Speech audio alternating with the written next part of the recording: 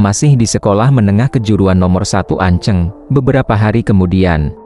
Saat ini wali kelas 7 tingkat ketiga, telah ditemui Yihe, untuk meminta perizinan. Apa, kau mau istirahat dulu untuk belajar di rumah, dan kembali untuk ujian masuk perguruan tinggi? Menurutmu, apakah aku bisa percaya kau benar-benar akan belajar di rumah? Ucap wali kelas ke Yihe. Dengan meyakinkan, Yihe mencoba memberikan jawabannya. Ia mengatakan, "Guru, aku sungguh-sungguh ingin berkembang. Aku tahu aku sudah tertinggal jauh. Aku harus menjalani pelatihan khusus sekarang. Jika aku mengikuti langkah orang lain, tidak akan ada harapan bagiku." Mendengar jawaban Yihe yang demikian, seketika ekspresi guru wali kelasnya menjadi sangat serius. "Yihe, kau tahu ini. Jika kau ingin menjadi seorang warrior, satu-satunya cara adalah kuliah. Aku tahu kau telah membangkitkan bloodline-mu, tetapi pondasimu terlalu lemah. Tidak mungkin kau akan lulus ujian masuk. Jadi bersiaplah untuk mengulang tahun ini, dan mencoba lagi di tahun depan, jangan terburu-buru." Ucap lagi guru wali kelas, mencoba memberikan nasihat ke Yihe. Mendengar ucapan gurunya, Yihe mencoba lebih keras lagi, untuk meyakinkannya kembali, dengan cara, ia membuat ekspresi yang sangat meyakinkan dengan kesungguhannya itu. "Guru, aku sangat ingin berkembang. Mungkin Anda tidak mengerti, aku telah membangkitkan bloodline yang kuat. Selama aku berlatih keras, aku pasti bisa berhasil.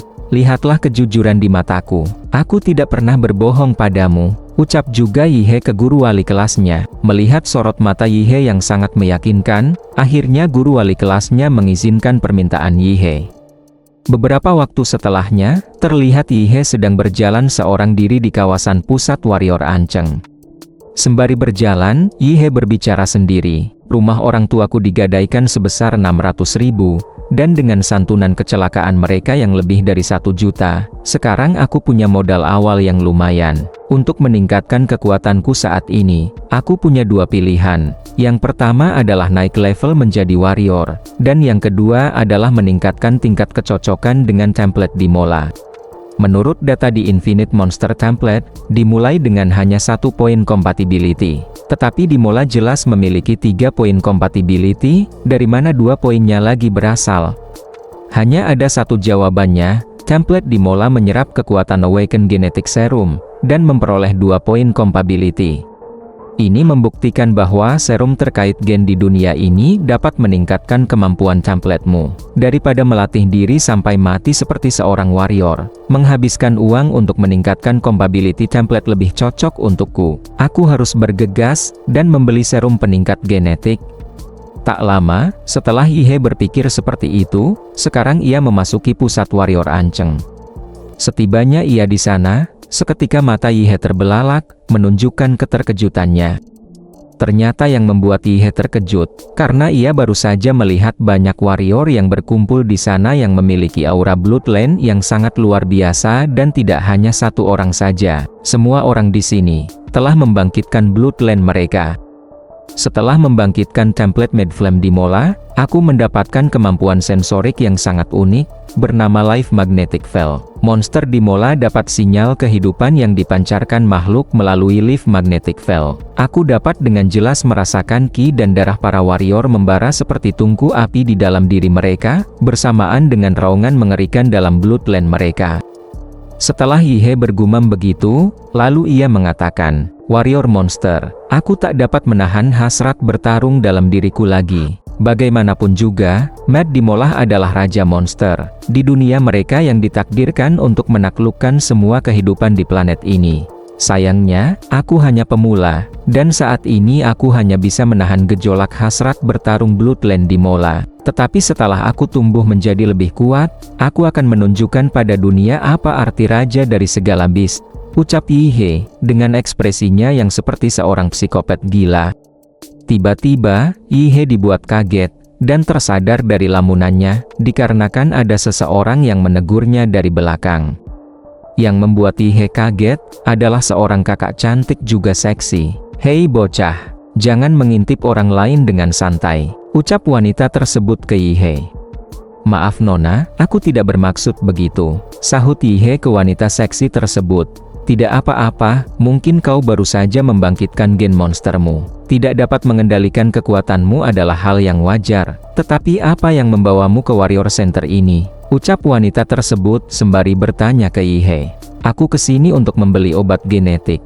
Tetapi tempat ini sangat besar, dan aku tidak dapat menemukan jalannya. Dapatkah kau membantuku? Sahut Yihye menjawab pertanyaan yang wanita itu tanyakan tadi. Sembari juga, Yihye meminta bantuan untuk ditunjukkan arah yang benar. Obat genetik? Apa kau sudah menggunakannya pada saat ini? Tanya lagi wanita tersebut ke Yihye. Apakah ada yang salah dengan itu? Sahut lagi Yihye balik bertanya. Tidak juga, hanya saja obat gen tidaklah murah, dan dapat dengan mudah menimbulkan resistensi, sehingga efektivitasnya sangat berkurang seiring berjalannya waktu. Kalau mau lebih maksimal efeknya, biasanya warrior akan menunggu bloodline-nya sampai di tahap kritis dulu, baru dipakai. Jelas wanita tersebut ke Yihye. Setelah Yihye mendengar penjelasan kakak cantik tersebut, kemudian Yihye menanyakan harga untuk satu serum gen tersebut. Pada tahapmu saat ini, kau hanya dapat menggunakan ramuan pemula bertipe padat, dan harganya sekitar 400.000. Mendengar harga tersebut, spontan itu membuat Yihye sangat terkejut. Sampai-sampai wajah Yihye menjadi mengerut setelah mengetahuinya. Semahal itu, bahkan jika aku menggunakan semua tabunganku, aku tidak mampu membeli 5, pikir Yihye di dalam benaknya. Lalu Yihye bertanya lagi ke kakak cantik tersebut. Lalu Nona, apakah kau tahu seseorang yang bisa memberiku diskon? Menyadari Yihye sedang dalam kesulitan, kakak cantik tersebut memberikan Yihye kartu namanya. Di kartu nama tersebut, kakak cantik nan seksi itu bernama Huang Nili. Bagaimana kalau begini, bawa kartu namaku dengan rekomendasi dari seorang veteran, kau akan bisa mendapatkan diskon. Setelahnya, Yihye pun menerima saran dari kakak yang bernama Huang Nili, dan Yihye segera mengucapkan terima kasihnya atas bantuan yang baru saja ia terima, sembari pergi menuju tempat yang sudah disarankan oleh Huang Nili. Tak lama kemudian, tatapan Yihye terlihat seperti agak panik, karena melihat sesuatu. Ternyata Yihye seperti itu, karena ia sedang melihat isi saldo tabungannya, setelah melakukan transaksi pembelian. Berikutnya, Yihye semakin pucat dan berkeringat dingin, dikarenakan Yihye telah menghabiskan banyak tabungannya untuk membeli keperluan yang ia butuhkan untuk menaikkan kemampuannya. Selesainya Yihye berbelanja, beberapa waktu kemudian, ia telah kembali ke rumahnya. Kala itu, Yihye sedang melakukan kultivasinya untuk meningkatkan kemampuan yang ia miliki dengan menggunakan apa yang sudah ia belanjakan siang tadi. Sembari berteriak karena menahan sakit dari peningkatan kemampuannya, beberapa notifikasi sistem pun muncul dan menyampaikan, "This template made flame Dimola, compatibility, 3% meningkat menjadi 4%. Host bernama Yihye, overall stats, 8 menuju ke 10, 10 menuju ke 15, Armedreng tingkat ke-7. Tak lama, peningkatan kultivasi Yihye sudah selesai. Terlihat Yihye kala itu sangat kelelahan, dan keringatnya mengucur deras. Jadi begini rasanya naik level, mantap. Tetapi dengan setiap suntikan serum gen, fisikku meningkat. Namun, di suntikan terakhir, peningkatannya hanya sedikit. Sepertinya semakin kuat tubuhku, semakin sulit untuk memicu mutasi dasar berikutnya. Tetapi walaupun begitu, ini lumayan juga, hanya dalam beberapa menit. Aku mendapatkan apa yang orang lain hasilkan selama 3 tahun, dan ini hanya menggunakan statistik dasarku saja, jika aku mengaktifkan kekuatan Bloodline Dimola. Mungkin aku benar-benar punya kesempatan menjadi peraih nilai tertinggi dalam ujian. Jika cheat mode tidak dapat mengalahkan para jenius, maka cheat ini terlalu lemah. Setelah Yihye berkata demikian, Yihye pun berniat untuk segera memasuki Secret Realm untuk berburu monster.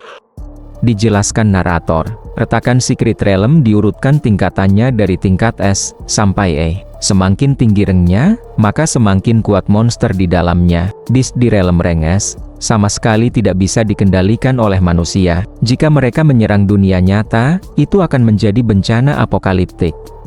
Keesokan harinya, Yihye terlihat telah berada di kawasan Anceng nomor 3, level ketiga Secret Realm. Sembari berjalan, Yihye ngomong sendiri, ia mengatakan, jumlah orang di sini lebih sedikit dari yang kukira. Mungkin karena Secret Realm ini sudah dikembangkan terlalu lama, lagi pula, Ini juga wilayah lama, dan semua harta yang ada sudah diambil. Hanya beberapa beast lemah yang tersisa untuk latihan warrior pemula.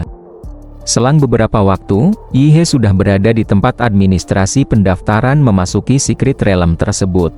Halo, aku sudah pesan tiket untuk Secret Realm nomor 3. Sapa Yihe ke customer service-nya. Dengan acuh tak acuh, customer service tersebut menjawab Yihe. Tanda tangani surat pernyataan kematian, ini tiketmu. Tanpa banyak berpikir, Yihe melakukannya sesuai instruksi dari customer service tersebut. Setelahnya, Yihe segera menuju gerbang masuk ke Secret Realm tersebut. Dengan sangat bersemangat, Yihe mengatakan, jadi ini adalah Secret Realm Rift. Ini adalah awal kebangkitanku menjadi raja dari segala monster beast. Aku datang, teriak Yihe, sembari melompat tinggi memasuki gerbang Secret Realm tersebut. Akhirnya, Yihe pun memasuki gerbang Secret Realm tersebut, yang terlihat seperti sebuah bola energi yang di dalamnya seakan-akan sangat luas dan besar. Sesaat setelah Yihe melewati gerbang energi Secret Realm itu, tibalah ia di suatu tempat, dengan pendaratan yang sempurna. Meskipun aku melihat penampakan Secret Realm itu di buku pelajaran, itu sama sekali tidak sama ketika melihatnya secara langsung. Ini sungguh menakjubkan. Aku bahkan bisa melihat langitnya yang dipenuhi dengan bintang-bintang, ucap Yihe, memuji keindahan Secret Realm yang telah ia masuki itu. Tetapi, di saat itu, di mana Yihe saat ini berada, terlihat seekor monster kelinci sedang mengamati Yihe, dan monster tersebut sedang bersiap untuk menyerang Yihe. Monster kelinci yang seram tersebut bernama Bladefang Rabbit. Dengan cepat, monster beast, Bladefang Rabbit itu pun melompat untuk menyerang Yihe dari belakang. Tak disangka, Yihe dengan sangat mudah menangkap monster kelinci tersebut, dengan hanya menggunakan satu lengannya saja. Bodoh, apakah kau benar-benar berpikir aku tidak bisa merasakanmu? Ucap Yihe ke monster kelinci tersebut, dibarengi dengan kemampuannya yang bernama Life Magnetic Field telah aktif sedari awal.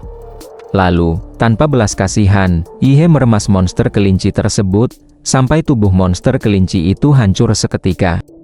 Dari tubuh monster kelinci itu, keluarlah sebuah batu inti monster. Ini adalah Magic Core Bladefang Rabbit berwarna putih. Kualitasnya rata-rata, mungkin bernilai sekitar 1000 yuan. Tetapi aku menghabiskan 1000 yuan hanya beberapa menit setelah masuk.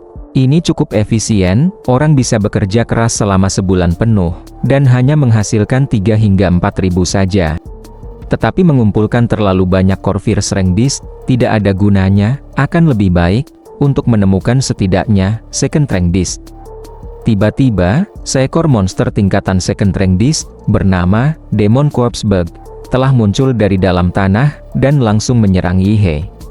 Baru saja dibicarakan, ucap Yihe, sembari menyeringai bengis, juga sembari mencabut pedangnya, yang sebelumnya sudah ia persiapkan untuk menghadapi kejadian seperti yang sekarang ia hadapi. Bersambung, nantikan terus alur ceritanya, hanya di Cerita Wibu. Jangan lupa di like, komen-komen, share dan di subscribe ya teman-teman. Terima kasih.